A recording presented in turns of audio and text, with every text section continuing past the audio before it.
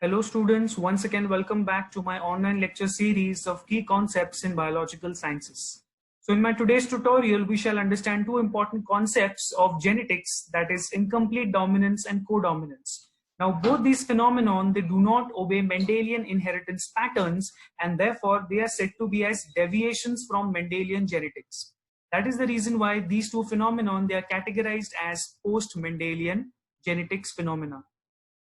So let us understand them one by one each. So once again, incomplete dominance does not follow Mendel's laws of inheritance. So what Mendel said that for a given particular character, there are always two alleles that form an alternative form of a one particular gene. So out of these two alleles, one of the allele is said to be a dominant allele, while the other allele is said to be a recessive allele. So the dominant allele expresses itself and does not allow the recessive allele to express itself. So this was what Mendel had stated in his first law. However, in incomplete dominance, we observe that neither of the alleles is completely dominant, while neither of the alleles is completely recessive. So let us see what is incomplete dominance in more detail. So for a given character, the two alleles of an allelomorphic pair, they will be said to be incompletely dominant only and only when both of them are expressed partially. So complete expression is not observed. Both the alleles, dominant as well as the recessive one, they are expressing themselves partially up to some extent. So complete expression is not there, but 50% they are partially expressing themselves. So in that case, when both the alleles are expressed partially, the F1 hybrid that is formed or the progeny that is formed, that progeny shows a phenotype that is intermediate between the phenotypes of both the homozygous parents.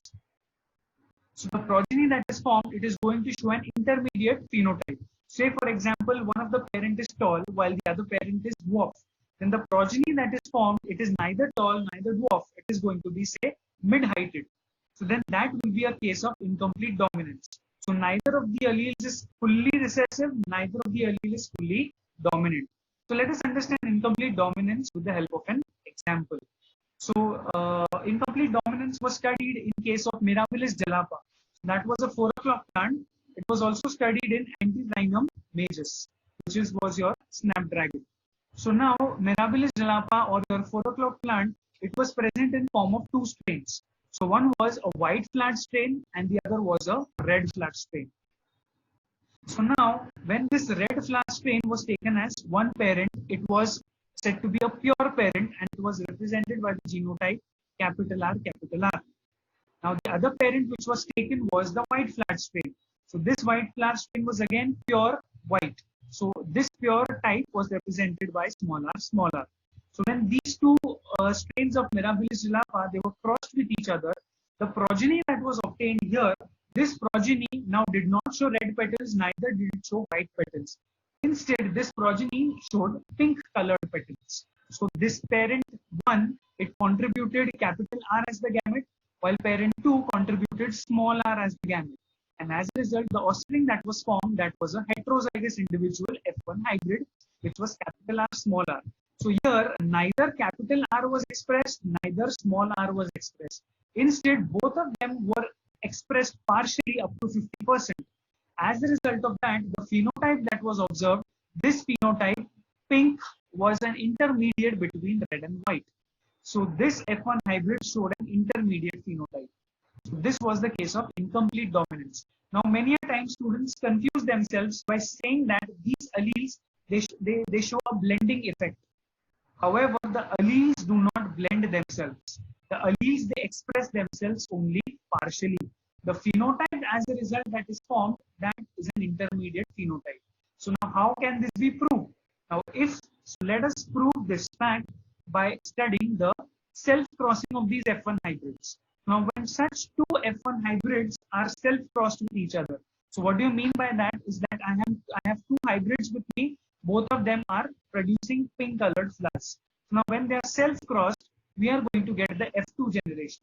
So now in this F2 generation that is formed, what are the gametes that will be contributed by the pink petal producing flower? So one will be capital R and one will be small r. So two such pink flowers, pink colored strains are when crossed with each other, here you are going to get four types of progeny. So here the progeny that you get will be red, pink, and white. All three in the ratio 1:2:1. So the parental characteristics are again observed in the F2 generation along with the recombinants. So here the red flowers, pink flowers, and the white flowers are produced in the ratio 1:2:1. So here we see that both the phenotypic as well as the genotypic ratios are the same. So this is the case of incomplete dominance, where neither the alleles are completely dominant, neither they are completely recessive.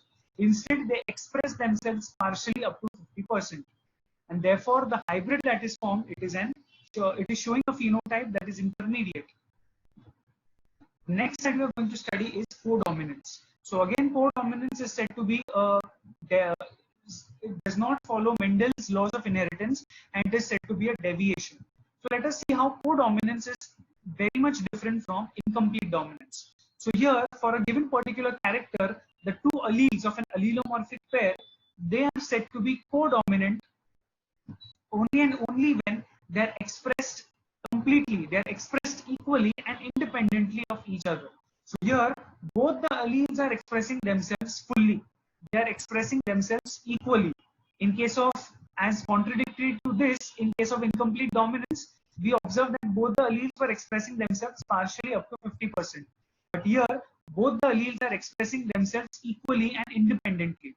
So that is why this is the case of codominance. So here also, neither of the alleles is dominant, neither of them is recessive. So let us understand codominance with the help of an example. So the classical case of codominance is seen in the rowan coat color cattle. So there is a specific type of cattle which has a rowan coat color. Another example for that is the AB blood group individuals. We'll come across this in the later examples. So right now, just remember that the rowan coat color is an example of codominance. Also, AB blood group individuals are an example of codominance. So let us see this rowan coat color cattle example in a little more detail.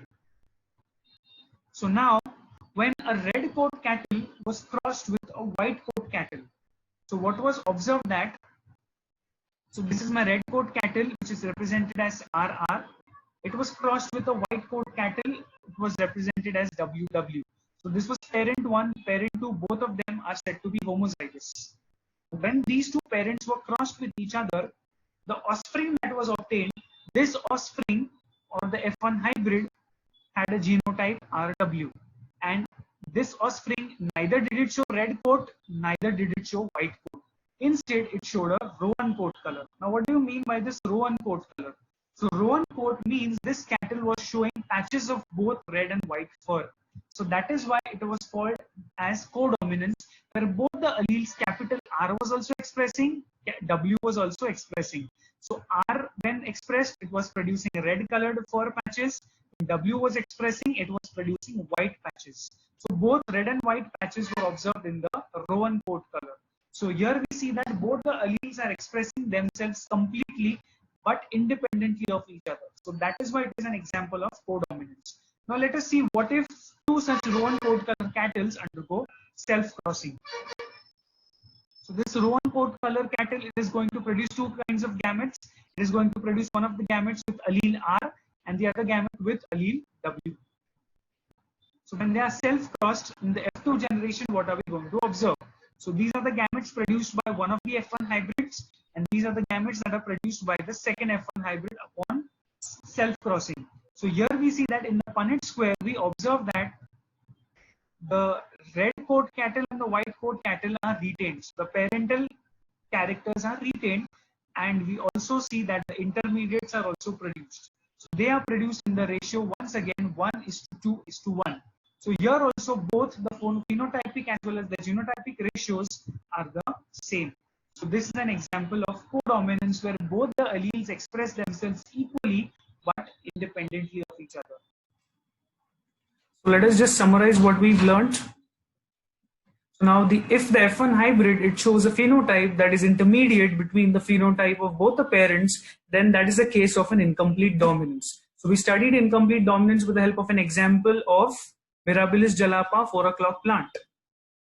Next, if the F1 hybrid, it is going to express the phenotype of both the parents equally and independently, then that is the case of codominance. So codominance we studied with the help of an example of Rowan coat color cattle and ABO blood group system in humans. Finally, the genotypic and the phenotypic ratio is always the same in both incomplete dominance and codominance. So the ratio is 1:2:1. So for now, thank you students. If you'll have any doubts, you all can mail me on the following email ID. Please do like, share, comment and subscribe my video if I was successful in contributing to your knowledge. Thank you so much.